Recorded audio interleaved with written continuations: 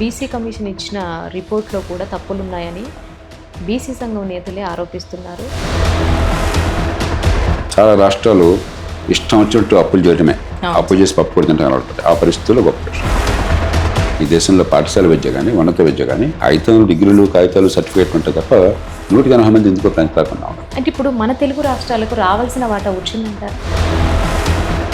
వారి రుణం కోసం చేతులు చాచి ఈ దేశం నుంచి బంగారాన్ని లండన్కి తరలించి మళ్ళీ ఇక్కడ తాకట్టు పెడితే ఒప్పుకోవాలి అంతర్జాతీయ బ్యాంకులు.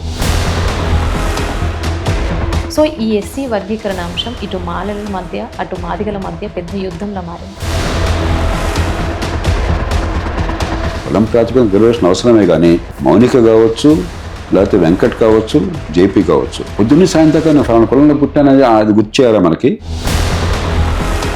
నీకుండే విలువ నీ కులం వల్ల కాదు, పుట్టుక వల్ల కాదు.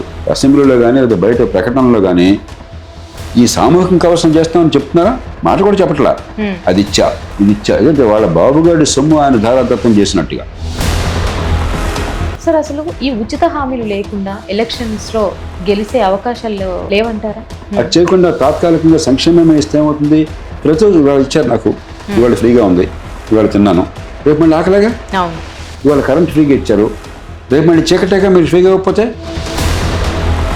పార్టీలు అదేమీ లేనట్టు నటించి సంక్షేమమే పరిపాలన ఇంకేమక్క అంటే ఒక రకంగా ప్రజలను అవమానిస్తున్నారు.